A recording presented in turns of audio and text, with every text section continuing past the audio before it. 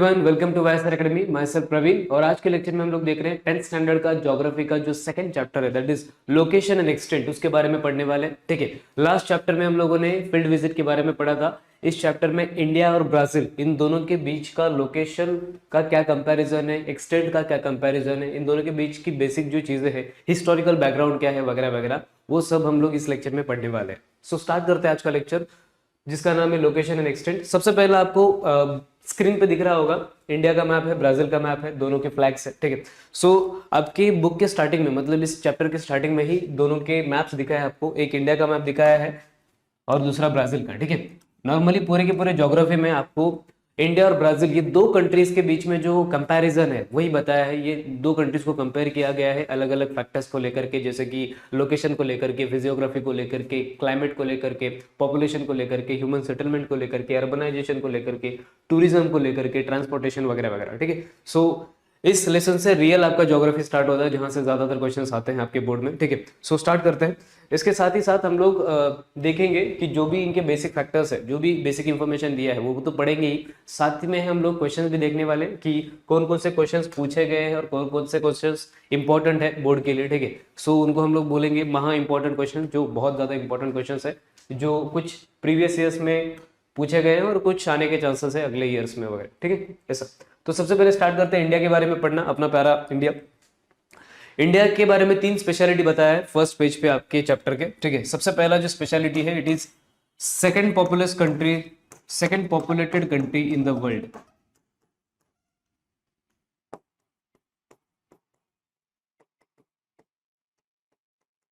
पूरी दुनिया में सेकंड पॉपुलेटेड कंट्री अपना इंडिया है। मतलब अराउंड 140 बिलियन 140 सॉरी 140 मिलियन जो पॉपुलेशन है वो इंडिया में रहती है, मतलब 1.4 बिलियन। ठीक है, मतलब 140 करोड़ लोग पूरे वर्ल्ड के, वो इंडिया में, अकेले इंडिया में रहते हैं। नॉर्मली 2011 के सेंसस के हिसाब से ये सेकंड मोस्ट पॉपुलेटेड कंट्री है, लेकिन अभी जो अगला सेंसस आएगा उसके हिसाब से इंडिया फर्स्ट नंबर पे आ सकता है, आने के पूरे चांसेस है यूएन के रिपोर्ट्स के वगैरह हिसाब से। ठीक है, बहुत सारी रिपोर्ट्स पब्लिश हुई है जो भी बताया जा रहा है, जिसमें कि इंडिया नंबर 1 पे आएगा। पहले नंबर 1 पे चाइना था, अभी इंडिया आएगा। ओके, लेकिन अगर आपको क्वेश्चन आता है कि इंडिया फर्स्ट नंबर पे है या सेकंड नंबर पे, तो आप सेकंड नंबर ही बोलोगे, क्योंकि ये बुक के डेटा के हिसाब से आपको पेपर लिखना होता है। ठीक है, so second most populated country in the world अपना इंडिया है। सेकंड, यहाँ पे फेमस क्या है? Spices. It is famous for the spices, मतलब मसालों के लिए पूरी दुनिया में अपना इंडिया फेमस है। ठीक है, इवन जो सबसे पहले इंडिया में जो यूरोपियंस आए थे,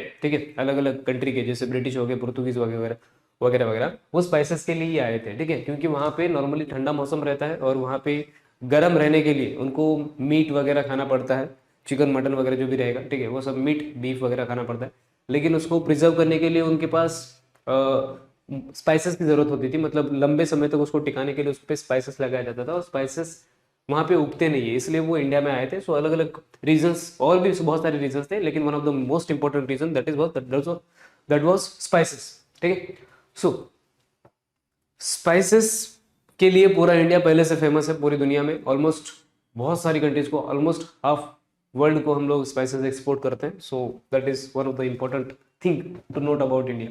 उसके बाद थर्ड थिंग, इंडिया में क्रिकेट बहुत ज़्यादा फेमस है। Cricket is a most popular sport in India. ठीक है, तो दूसरी कंट्रीज में देखेंगे तो ज़्यादा उतना ज़्यादा क्रेज नहीं है जितना अपने इंडिया में क्रेज है। ठीक है, यहाँ पे गली गली में क्रिकेट खेला जाता है और क्रिकेट का बहुत ज़्यादा क्रेज है। So cricket is the most popular sport in India. ये थर्ड पॉइंट हो गया। उसके बाद हम लोग ब्राज़ील का देखते हैं। ब्राज़ील की क्या क्या चीज़ है? सबसे पहला तो वहाँ पे सांबा डांस बहुत ज़्यादा फेमस है। ठीक है, सांबा डांस इस मतलब एक तरह का डांस है, आदिवासी डांस, जो वहाँ पे बहुत ज़्यादा फेमस है। उसके बाद सेकंड, वहाँ पे ब्राज़ील को coffee pot of the world बोला जाता है पूरी दुनिया का।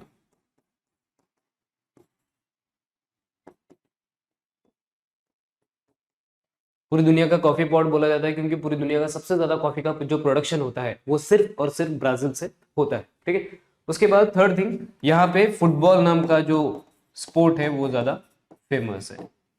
Football is famous.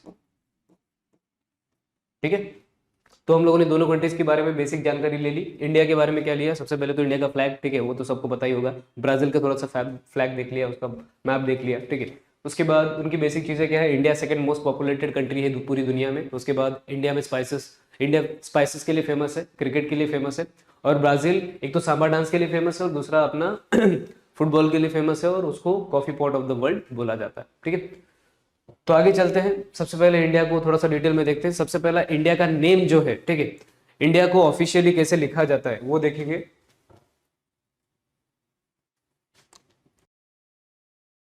Okay, so India का नेम देखेंगे सबसे पहले, उसके बाद उसका जो कैपिटल है वो देखेंगे। ठीक है, सबसे पहला इंडिया का जो ऑफिशियल नेम है that is Republic of India. उसके बाद इंडिया का कैपिटल सबको पता ही होगा, न्यू दिल्ली। ठीक है, एक तो official name Republic of India, उसके बाद जो इंडिया का ऑफिशियल कैपिटल है दैट इज न्यू दिल्ली। उसके बाद इंडिया का थोड़ा बहुत मैप देख लेते हैं, क्योंकि मैप बेस्ड क्वेश्चंस आते हैं। 4 मार्क्स का आपका प्लॉटिंग के लिए आता है मैप, और 4 मार्क्स का आपको एक मैप दिया जाएगा और उसके ऊपर क्वेश्चन पूछे जाएंगे। ठीक है, सो इंडिया का स्टार्टिंग, सबसे पहले तो अपना इंडिया ऊपर से नीचे तक पूरा देखते हैं। ठीक है, जो कश्मीर से कन्याकुमारी तक फैला हुआ है। सबसे पहले ऊपर टॉप पे अपना कश्मीर आता है, जम्मू एंड कश्मीर।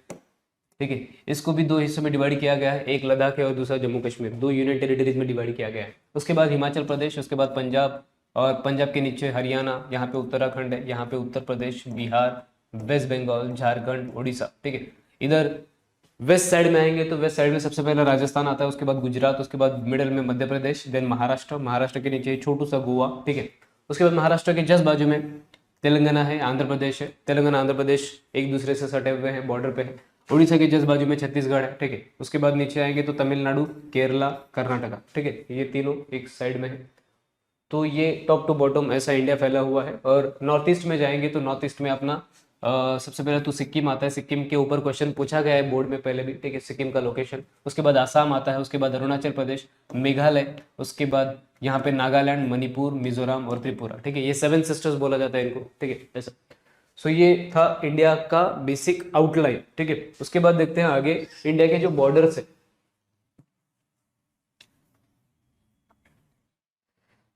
इंडिया के जो बॉर्डर्स है, बॉर्डर्स पे कौन कौन से कंट्रीज लोकेटेड है। सबसे पहला तो अपना बाजू वाला जो भिखारी देश है पाकिस्तान, उसके बाद अपने राइट साइड वाला जो शिकारी देश है चाइना, उसके बाद यहाँ पे नेपाल, भूटान, बांग्लादेश, और यहाँ पे थोड़ा सा अफगानिस्तान का बॉर्डर लगता है ऊपर। ठीक है, देन म्यांमार का भी बॉर्डर हमको लगता है। उसके बाद यहाँ पे श्रीलंका, और यहाँ पे छोटू सा मालदीव नाम का कंट्री है, जो कि मैप में उतना क्लियरली दिखाया नहीं है। ठीक है, सो ये करीब करीब 1 2 3 4 5 6 7 8 और 9, टोटल 9 कंट्रीज इंडिया के आजू बाजू में लोकेटेड है। ओके, तो ये हो गया हमारा। उसके बाद ये हम लोगों ने कंट्रीज देख लिया। कंट्रीज को याद रखने का सिंपल सा ट्रिक है, जो मैंने पहले भी कई लेक्चर्स में बताया है, कि जो अपना इंडिया के आजू बाजू में है, ठीक है, बचपन में MBA किया। अभी यहाँ पे जो कंट्रीज है, ब मतलब बांग्लादेश, च मतलब चाइना, प मतलब पाकिस्तान, न मतलब नेपाल, उसके बाद ये छोड़ दो, M मतलब म्यांमार, उसके बाद भूटान और अफगानिस्तान। ठीक है, बचपन में मतलब ब मतलब बांग्लादेश, चाइना, पाकिस्तान, नेपाल, म्यांमार, भूटान, अफगानिस्तान।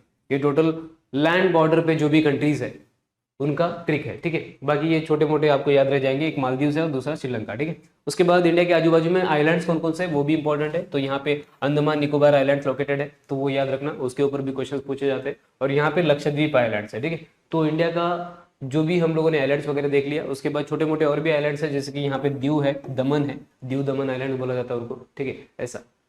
सो इस तरीके से इंडिया का बेसिक जो मैप का आउटलाइन है वो देख लिया है। देन आगे बढ़ते हैं। इंडिया का लोकेशन कहाँ पे है। ठीक है, सबसे पहले तो इंडिया का जो लोकेशन है वो आप याद रखना, इसके ऊपर भी क्वेश्चन पूछे जाते हैं। मतलब इसके ऊपर मेन क्वेश्चन है कि explain the location and extent of latitudinal and longitudinal location and extent of India and Brazil. तो इंडिया का सबसे पहले देखते हैं।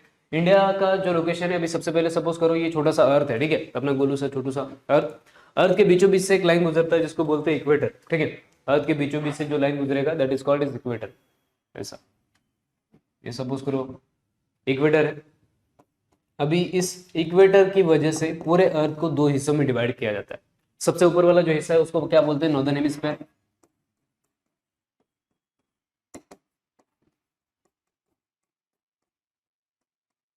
और जो नीचे वाला हिस्सा है दैट इज सदर्न हेमिस्फीयर।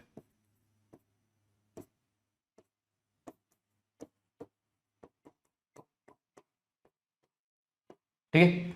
अभी आप लोग देख के बता सकते हो कि जो भी अपना इंडिया है वो कहाँ पे लोकेटेड है, नॉर्दर्न हेमिस्फीयर में, ठीक है। और इसको और भी डिवाइड किया जा सकता है हेमिस्फीयर्स को। सबसे पहले हेमिस्फीयर आपको शायद से क्लियर होगा, तो अपना जो छोटा सा वर्ल्ड है, अर्थ है, इसके बीचों बीच जो इक्वेटर जाता है वो दो हिस्सों में डिवाइड करता है, एक नॉर्दर्न हेमिस्फीयर, दूसरा सदर्न हेमिस्फीयर। हेमिस्फीयर का मतलब क्या होता है, हाफ स्फीयर, सिंपल, ठीक है। ये पूरा अर्थ अपना स्फीयर के जैसा है, बॉल के जैसा है, स्फीयर, ठीक है, सर्कल के जैसा है, इसलिए उसको स्फीयर बोलेंगे, और हाफ में कट होगा तो वो हेमिस्फीयर कहलाएगा। तो ये नॉर्दर्न हेमिस्फीयर हो जाएगा, ये सदर्न हेमिस्फीयर हो जाएगा, और उसको बीच में से डिवाइड करेंगे तो ये ईस्टर्न हेमिस्फीयर हो जाएगा, और ये वेस्टर्न हेमिस्फीयर, ये वाला पार्ट, ठीक है। आई होप आपको क्लियर होगा इतना। उसके बाद इंडिया देखो, एक तो नॉर्दर्न हेमिस्फीयर में तो आता ही है, ऊपर से यहाँ पे ईस्टर्न हेमिस्फीयर में भी आता है, ठीक है। इतना जो पार्ट रहेगा वो ईस्टर्न हेमिस्फीयर में आ जाएगा ऐसा। सो अगर आपको इंडिया का लोकेशन कौन से हेमिस्फीयर में है ऐसा अगर पूछा जाएगा तो आप आंसर क्या दोगे, it is located in the northern hemisphere and eastern hemisphere, ठीक है। और कौन से कॉन्टिनेंट में है, तो ये एशिया नाम का कॉन्टिनेंट, तो एशिया नाम के कॉन्टिनेंट पे साउथ पार्ट में अपना छोटू सा इंडिया लोकेटेड है, ठीक है, अपना प्यारा भारत। सो साउथ एशिया में, साउथ एशिया नाम के कॉन्टिनेंट में लोकेटेड है, और हेमिस्फीयर कौन सा, नॉर्दर्न हेमिस्फीयर और ईस्टर्न हेमिस्फीयर, ठीक है। आई होप आपको क्लियर होगा, इधर ग्लोब पे भी दिखाया है अच्छे से। देन इंडिया का लैटिट्यूडाइनल एंड लॉन्गिट्यूडाइनल एक्सटेंट क्या होता है। सबसे पहले लैटिट्यूड और लॉन्गिट्यूड क्या होते हैं उसके बारे में पढ़ते हैं, ठीक है। सपोज करो वही अपना जो छोटा सा ये था अर्थ, अर्थ के बीचों बीच से एक छोटा सा लाइन गुजरता है, that is called as equator. अभी इक्वेटर के पैरेलल कुछ लाइंस जाती है, ऐसे जो हॉरिजॉन्टल लाइंस जाती है उसको बोला जाता है लैटिट्यूड्स, और जो वर्टिकल लाइंस आती है उनको बोला जाता है लॉन्गिट्यूड्स, ठीक है। सो लैटिट्यूड्स हॉरिजॉन्टल रहेंगी और लॉन्गिट्यूड जो रहेंगे वो वर्टिकल रहेंगे, सिंपल, इतना क्लियर होगा आपको। उसके बाद उनको किस में किया जाता है, काउंट किया जाता है, डिग्रीज में काउंट किया जाता है, ठीक है। जो एकदम बीच वाला जो रहता है इक्वेटर वो 0 डिग्री रहता है, उसके बाद 1 डिग्री 2 डिग्री ऐसा ऊपर बढ़ता जाता है, ठीक है। और लॉन्गिट्यूड भी 0 डिग्री से स्टार्ट होता है, बीच वाला जो लॉन्गिट्यूड होता है उसको प्राइम मेरिडियन बोलते हैं, वो आप लोगों ने 9th स्टैंडर्ड में पढ़ा होगा। उसके बाद एक एक लॉन्गिट्यूड बढ़ता जाता है, ठीक है, ऐसा 0 डिग्री 1 डिग्री वगैरह वगैरह। आई होप इतना क्लियर है आपको। देन इंडिया का अगर लोकेशन देखें तो इंडिया का जो लोकेशन है वो लैटिट्यूड की बात करेंगे हम लोग, तो इतना ये वाला लैटिट्यूड और सबसे नीचे ये वाला लैटिट्यूड, ऐसे दो लैटिट्यूड है, ठीक है। 8 डिग्री इसको काउंट मतलब प्रोनाउंस कैसे करते हैं या फिर स्पेल कैसे करते हैं, 8 डिग्री 4 मिनट्स नॉर्थ, ठीक है। मतलब 8 डिग्री 4 मिनट्स नॉर्थ से लेकर के 37 डिग्री 6 मिनट्स नॉर्थ, यहाँ तक ये लैटिट्यूड इंडिया का फैला हुआ है, ठीक है। उसके बाद अगर इसका ये देखेंगे लॉन्गिट्यूड देखेंगे तो यहाँ पे देखो, यहाँ से यहाँ तक ये लॉन्गिट्यूड हो जाएगा। मैंने बोला था जो हॉरिजॉन्टल लाइंस होती है उसको लैटिट्यूड बोला जाता है, जो वर्टिकल लाइंस होती है उनको लॉन्गिट्यूड बोला जाता है। तो कहाँ से कहाँ तक फैला हुआ है, 68 डिग्री 7 मिनट्स ईस्ट से लेकर के 97 डिग्री 25 मिनट्स ईस्ट, यहाँ तक फैला हुआ है। मतलब ये लॉन्गिट्यूड से लेकर के ये लॉन्गिट्यूड तक अपना इंडिया फैला हुआ है, ठीक है। तो ये आपको याद ही रखना पड़ेगा डायरेक्टली नंबर्स, ठीक है। देन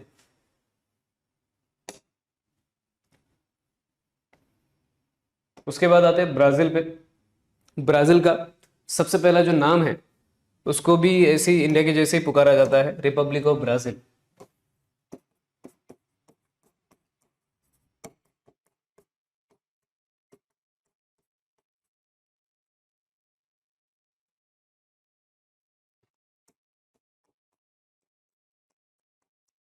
उसके बाद इसका जो कैपिटल है ब्राजील का,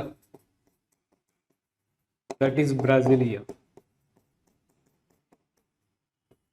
ठीक है। सो सबसे पहला ब्राजील का official name Republic of Brazil, उसके बाद उसका जो ऑफिशियल कैपिटल है दैट इज ब्राजीलिया, ठीक है, इतना क्लियर होगा।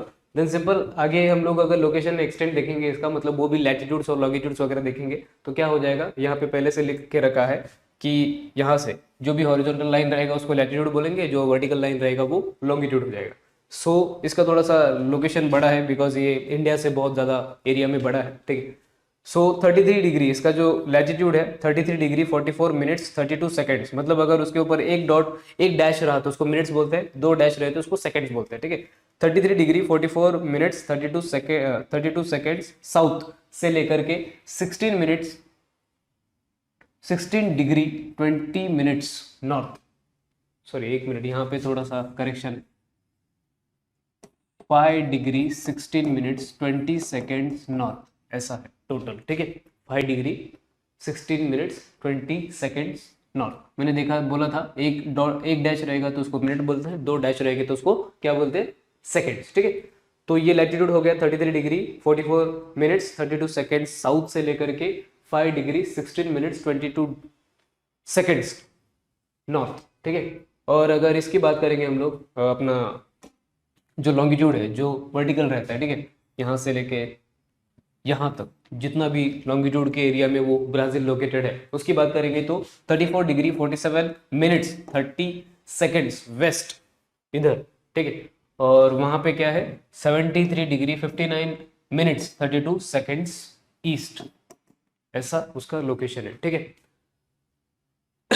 अभी आप लोगों को शायद से डाउट होगा कि मिनट्स सेकेंड्स की क्या बात चल रही है। ठीक है, तो वो भी क्लियर कर देता हूं। सपोज करो ये अपना अर्थ है, ठीक है, अर्थ के बीचों बीच से एक लाइन गुजरता है जिसको बोलते हैं इक्वेटर।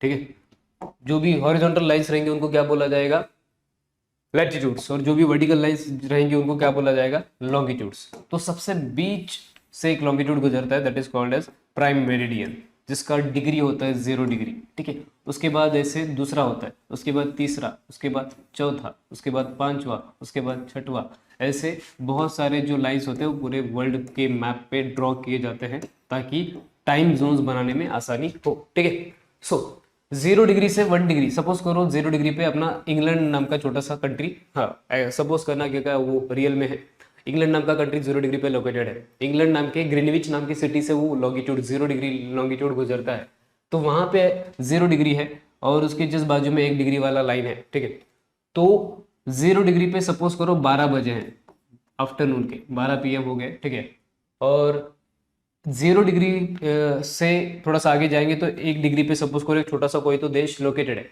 तो इस देश से इस देश तक आने के लिए 1 डिग्री क्रॉस करना पड़ेगा। 1 डिग्री क्रॉस करने का मतलब है 1 डिग्री क्रॉस करने का मतलब है 4 मिनट्स, 4 मिनट लगता है 1 डिग्री क्रॉस करने के लिए। तो 2 डिग्री क्रॉस करने के लिए 8 मिनट लगेगा, 3 डिग्री क्रॉस करने के लिए 12 मिनट लगेगा। तो जैसे जैसे हम लोग ईस्टर्न वे की तरफ जाएंगे वैसे वैसे मिनट्स बढ़ते जाएंगे, मतलब जैसे जैसे ये बीच वाले 0 डिग्री से दूसरी डिग्रीज ऐड होती जाएंगी वैसे वैसे जैसे जैसे लॉन्गिट्यूड्स ऐड होते जाएंगे वैसे वैसे मिनट्स भी ऐड होते जाएंगे, 4 मिनट्स पर डिग्री। ठीक है, वो ईस्ट की तरफ। और अगर हम लोग वेस्ट की बात करेंगे, ये अगर हम लोग ये जो बीच वाला है 0 डिग्री, 0 डिग्री से वेस्ट की तरफ आएंगे तो 4 मिनट्स माइनस होता जाएगा। मतलब अगर यहाँ पे 1 डिग्री पे, यहाँ पे भी 1 डिग्री से काउंट होगा। ठीक है, क्योंकि बीच वाला 0 है, तो 1 डिग्री पे छोटा सा देश लोकेटेड है सपोज करो, तो अगर इधर 0 डिग्री पे 12 बजे हैं तो 1 डिग्री पे वेस्ट साइड कितने बजे हो गए, 4 मिनट्स माइनस कर दो, सिंपल, मतलब 11:56 मतलब 11:56 हो रहा होगा। जैसे जैसे वेस्ट की तरफ जाएंगे 1 डिग्री बढ़ता जाएगा वैसे वैसे 4 मिनट्स माइनस होते जाएंगे। इसीलिए मिनट्स और सेकेंड्स भी काउंट किए जाते हैं अगर हम लोग लॉन्गिट्यूड की बात करेंगे तो। ओके, आई होप आपको इतना क्लियर होगा। देन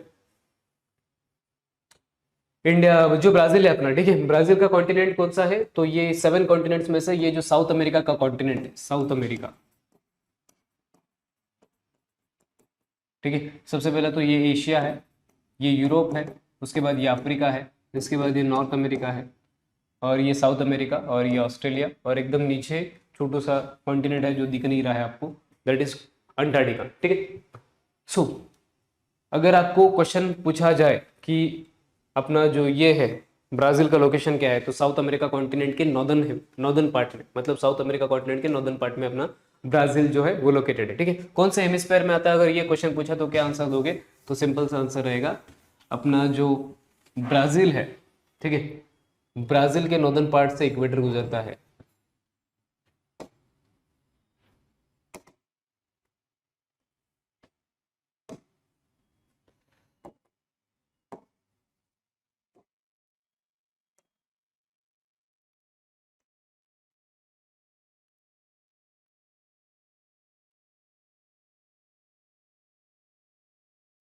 लाइन थोड़ा सा ऊपर नीचे हो गया रहेगा लेकिन आप समझ जाओ। ठीक है, इक्वेटर ब्राजील के नॉर्दर्न पार्ट से गुजरता है। तो मैंने क्या बताया था, थोड़ा पार्ट उसका नदर्न हेमिस्फेयर में आएगा, मतलब ऊपर वाला नदर्न हेमिस्फेयर हो जाएगा, नीचे वाला सदर्न हेमिस्फेयर में आ जाएगा। उसका मोस्ट ऑफ पार्ट देखो सदर्न हेमिस्फेयर में आ रहा है, थोड़ा बहुत नदर्न हेमिस्फेयर में आ रहा है। और मैंने ये भी बोला था कि एक ईस्टर्न हेमिस्फेयर होता है इधर वाला कोपरे वाला, और दूसरा वेस्टर्न हेमिस्फेयर होता है, मतलब ये वेस्टर्न हेमिस्फेयर में भी आ रहा है। तो आप बोलोगे क्या, जो ब्राजील है that is located in the northern part of south American continent, और उसके हेमिस्फेयर्स कौन कौन से, थोड़ा बहुत northern hemisphere, most of part southern hemisphere, और थोड़ा बहुत वेस्टर्न हेमिस्फेयर में भी आता है। ओके, आई होप आपको इतना क्लियर होगा। देन आपका ये फिजिकल मैप देख सकते हो, उसका लोकेशन दूसरे मैप में भी देख सकते हो किस तरह से दिखता है वो बेचारा। उसके बाद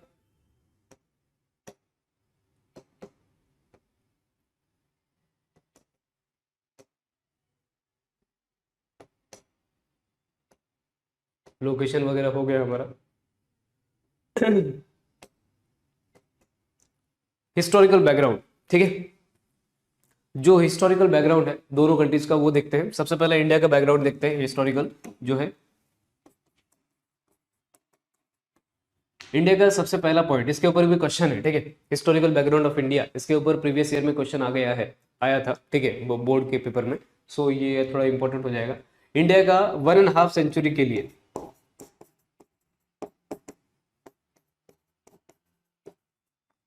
it was under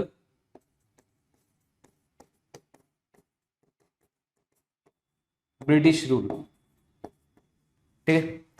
so India, it was under British rule for 1.5 century, मतलब 150 साल के लिए ब्रिटिशों ने इंडिया पे रूल किया था, ये सबको पता है, आप लोगों ने हिस्ट्री में पढ़ा होगा। सेकेंड पार्ट, इंडिया ने इंडिया को independence, it got independence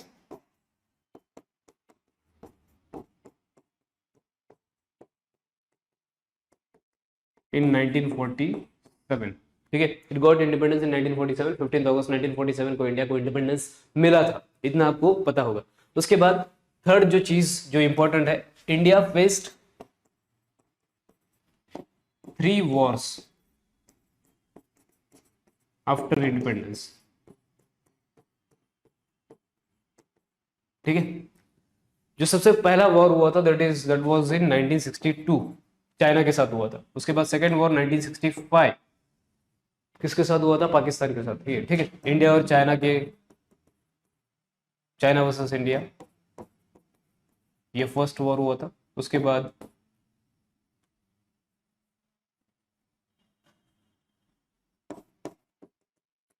India versus Pakistan, ये सेकंड वॉर हुआ था। उसके बाद फिर से पाकिस्तान को कुछ काम धंधा नहीं है तो फिर से अटैक कर दिया था बेचारे ने, इसलिए 1971 में, मतलब वो 1971 का वॉर बहुत सारे अलग अलग रीजंस की वजह से लड़ा गया था, जिसमें इंडिया और पाकिस्तान दोनों थे, ठीक है, इन्वॉल्व थे, इंडिया वर्सेस पाकिस्तान, जिसमें बांग्लादेश का क्रिएशन हुआ था। वो अलग स्टोरी है, हम लोग कभी हिस्ट्री में पढ़ेंगे, लेकिन इतना आपको क्लियर होगा। सबसे पहले India was under the British rule for 1.5 century, मतलब 150 ईयर्स। उसके बाद इंडिया को इंडिपेंडेंस 1947 में मिला। उसके बाद इंडिया ने आफ्टर इंडिपेंडेंस 3 वॉर्स फेस किए थे फर्स्ट 20 अराउंड 20 ईयर्स में, ठीक है। 1962 में चाइना वर्सेस इंडिया, उसके बाद 1965 में इंडिया वर्सेस पाकिस्तान, 1971 में फिर से इंडिया वर्सेस पाकिस्तान वॉर हुआ था, ठीक है। देन इंडिया में कुछ फैमिन सिचुएशंस भी आए थे, ठीक है, 1960 में, 1960s में बहुत बेकार फैमिन आया था, मतलब लोगों को खाने के लिए खाना नहीं मिलता था, क्रॉप्स वगैरह, मतलब रेनफॉल ज़्यादा हुआ नहीं था, क्रॉप्स वगैरह उगते नहीं थे, एग्रीकल्चर की हालत बहुत खराब थी, इसलिए फूड प्रोडक्शन हो नहीं रहा था। इसकी वजह से इंडिया में एक वक्त का 2 वक्त का खाना खाना भी थोड़ा सा मुश्किल हो रहा था, बहुत सारे लोग मर गए थे हंगर की वजह से, भूखमरी की वजह से, ठीक है। सो इतना खतरनाक फैमिन सिचुएशंस इंडिया ने फेस किया है। फिर धीरे धीरे इवोल्व होते होते इंडिया बहुत आगे बढ़ गया, ठीक है, और अभी इंडिया एक डेवलपिंग कंट्री है।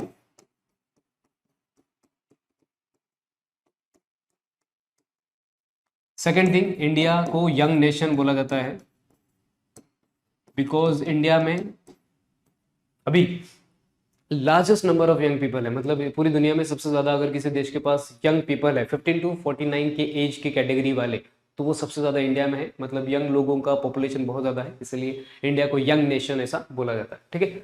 उसके बाद इंडिया के बारे में ये भी बताया कि इंडिया आज एक बहुत बड़ा डेवलपिंग कंट्री है, इंडिया कंटिन्यूसली डेवलपमेंट के रास्ते पे है। उसके बाद इंडिया कंटिन्यूसली एक ग्लोबल मार्केट के तौर पे उभर के आया है पूरी दुनिया में, तो इस तरह का इंडिया का डेवलपमेंट चल रहा है, ठीक है। तो हम लोगों ने देख लिया historical background of India. Then आगे बढ़ते हैं हिस्टोरिकल बैकग्राउंड ऑफ ब्राजील की तरफ, ठीक है।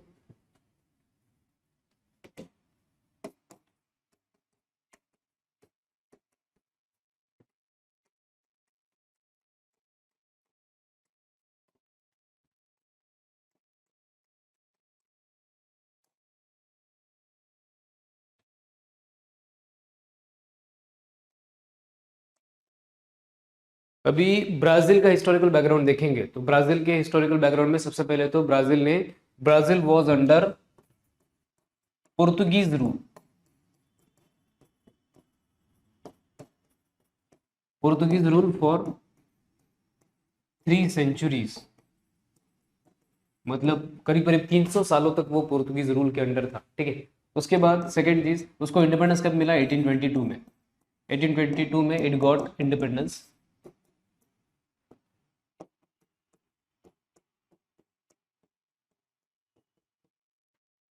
उसके बाद फिर से उसका नसीब थोड़ा सा बेचारा खराब हो गया था, ठीक है। 1930 से लेके 1985 तक, ये जो मोर देन हाफ सेंचुरी का पीरियड है, इस पीरियड में उस पे मतलब ब्राजील पे मिलिट्री गवर्नमेंट का रूल था।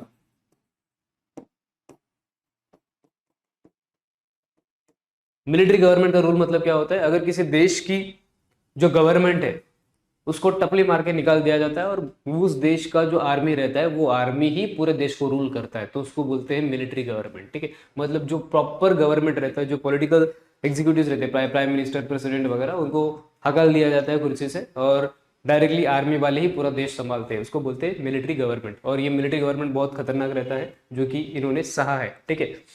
उसके बाद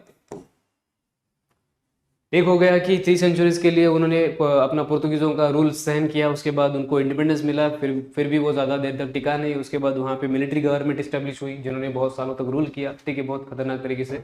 उसके बाद फाइनेंशियल डिफिकल्टीज भी इसने फेस की है, ठीक है। ब्राजील फेस्ड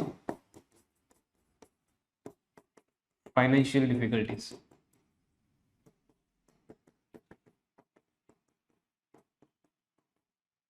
ओके, सो ये सारी चीज़ें थे, ये सारी हिस्टोरिकल बैकग्राउंड ऑफ ब्राज़ील में आती है। उसके बाद धीरे धीरे ये डेवलपिंग कंट्री बनने लगा, ठीक है, अच्छा खासा डेवलपमेंट हो गया है ब्राज़ील का। और पूरी दुनिया के जो इकोनॉमिक ग्रोथ है, पूरी दुनिया का जो ग्लोबल मार्केट है, उसमें बहुत ज़्यादा कंट्रीब्यूशन दिया है। और बहुत सारी सिमिलैरिटीज़ है इंडिया और ब्राज़ील के बीच में, जिसकी वजह से इनको कंपेयर किया गया। सबसे पहले तो वो अपने डेवलपिंग कंट्रीज़, दोनों डेवलपिंग कंट्रीज़ है, ठीक है, दोनों के बहुत सारा जो सिस्टम है, पॉलिटिकल सिस्टम, वो सेम है, ठीक है। उसके बाद दोनों के बीच में बहुत सारा कल्चरल सिमिलैरिटीज़ है, जिसकी वजह से इन दोनों कंट्रीज़ को कंपेयर किया है, ओके। तो हिस्टोरिकल बैकग्राउंड ऑफ ब्राज़ील ये भी हमारा डन हो गया। उसके बाद ये छोटा सा मैप दिया है आपके बुक के लास्ट में, ठीक है, एक बार देख लेना अच्छे से। इसमें नॉर्मली जो कॉन्टिनेंट्स है वो भी देख लेना, ठीक है, ये काम आएगा। जैसे कि ये इतना जो पूरा का पूरा एरिया है, this is called Asia, this is called Europe, और दिस इज कॉल्ड अफ्रीका, ठीक है। उसके बाद इसको नॉर्थ अमेरिका बोलते हैं,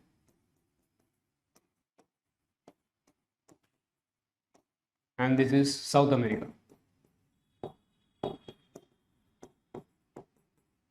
एंड ये छोटा सा डबड़ा जो है दैट इज ऑस्ट्रेलिया, ठीक है। इस तरीके से ये जो 6 कॉन्टिनेंट्स है, और यहाँ पे छोटू सा एक कॉन्टिनेंट है दैट इज अंटार्कटिका। मैप में ठीक से दिख नहीं रहा है बेचारा, ठीक है। तो ये टोटल 7 कॉन्टिनेंट्स आप याद रखना, ठीक है। और सबसे इंपॉर्टेंट चीज, मैप प्रैक्टिस करते रहना, ठीक है। जो इंडिया के और ब्राजील के मैप दिए थे स्टार्टिंग में, ये पॉलिटिकल मैप, ठीक है। पॉलिटिकल मैप में आपको स्टेट्स पूछा जा सकता है, स्टेट्स के इंपॉर्टेंट सिटीज या फिर कैपिटल सिटीज पूछी जा सकती है, जैसे कि महाराष्ट्र का मुंबई है, गुजरात का गांधीनगर है, राजस्थान का जयपुर है, वगैरह वगैरह ऐसा, ठीक है। उसके बाद आइलैंड्स पूछे जा सकते हैं, अंडमान निकोबार आइलैंड्स, उसके बाद लक्षद्वीप आइलैंड्स, उसके बाद मालदीव्स या फिर दीव दमन वगैरह वगैरह, ठीक है। कुछ इंपॉर्टेंट स्टेट्स का मैप भी पूछा जा सकता है, जैसे हरियाणा हो गया, आसाम हो गया, सिक्किम हो गया, जो कि पहले पूछा गया है, ठीक है। तो थोड़ा बहुत देख लेना, देखते रहना बीच बीच में आराम से, ठीक है। उसके बाद ब्राजील का भी इंपॉर्टेंट है मैप। ब्राजील का भी कुछ इंपॉर्टेंट सिटीज या फिर स्टेट्स, जिनको सिटीज नहीं बोल सकते, स्टेट्स ही बोल सकते हैं। अमापा हो गया, पारा हो गया, इफ उसके बाद यहाँ पे रियो डी जेनेरियो है, ब्राजीलिया कैपिटल है, ऐसे कुछ इंपॉर्टेंट सिटीज देखते रहना, उनका लोकेशन कहाँ पे है, क्या है, वगैरह वगैरह, ठीक है। और आजू बाजू में जो भी अपना कंट्रीज है उनको भी देखना है, ठीक है। जैसे ऊपर वेनेजुएला नाम का कंट्री, नीचे अर्जेंटीना नाम का कंट्री है, वगैरह वगैरह। थोड़ा मतलब पॉलिटिकल मैप और फिजिकल मैप थोड़ा बहुत देखते रहना साइड बाय साइड, ताकि आपको मैप के जो 8 मार्क के क्वेश्चन हो अच्छे से प्रॉपरली मिल सके, ठीक है, बिना ज़्यादा मेहनत किए, ठीक है। सो इस तरीके से हम लोगों ने ये जो लेसन है, ठीक है, वो देखा। और आपका जो सेकंड चैप्टर है वो पूरी तरीके से डन हो चुका है, ठीक है। सेकंड चैप्टर जो ज्योग्राफी का था, जिसका नाम था लोकेशन एंड एक्सटेंट, हम लोगों ने उसमें सब कुछ देख लिया। जो बेसिक चीज़ें थी इंडिया और ब्राज़ील के बारे में वो देख लिया। उसके बाद हम लोगों ने दोनों का लोकेशन एंड एक्सटेंट देख लिया, उनके नेम्स देख लिए, उसके बाद उनका जो भी हिस्टोरिकल बैकग्राउंड था वो भी देख लिया, ठीक है। आई होप आपको पूरा का पूरा लेक्चर समझ में आया होगा, क्लियर हुआ रहेगा सारे डाउट्स, ठीक है, सारे कंसेप्ट क्लियर हुए रहेंगे। और फिर भी अगर आपको कुछ डाउट रहता है तो आप कमेंट्स में पूछ सकते हो, ठीक है। एट द एंड हम लोग एक क्वेश्चन देखते हैं जो लास्ट में पूछे गए थे और जो इंपॉर्टेंट है बोर्ड के हिसाब से, ठीक है, महा इंपॉर्टेंट क्वेश्चंस, ठीक है। महा इंपॉर्टेंट क्वेश्चंस में सबसे पहला ये जो हिस्टोरिकल बैकग्राउंड ऑफ इंडिया है वो PYQ क्वेश्चन है, मतलब पहले प्रीवियस ईयर्स में आ चुका है, 2022 के पेपर में आया था, ठीक है। उसके बाद describe the latitudinal and longitudinal extent of India and Brazil, मतलब दोनों का लोकेशन एंड एक्सटेंट बताना है आपको, ठीक है। तो वो भी अच्छा खासा आ सकता है 2 मार्क के लिए या फिर 3 मार्क के लिए, तो वो दिस इज इम्पोर्टेंट, ठीक है, ये एक इम्पोर्टेंट क्वेश्चन है, ठीक है। सो इतना आप अच्छे से करना, कुछ डाउट्स रहेगा तो आप कमेंट्स में वगैरह पूछ सकते हो, ठीक है। सो इसी के साथ हमारा जो सेकंड चैप्टर है वो वन शॉट सीरीज का एंड होता है। थैंक यू सो मच, मिलते हैं अगले लेक्चर में।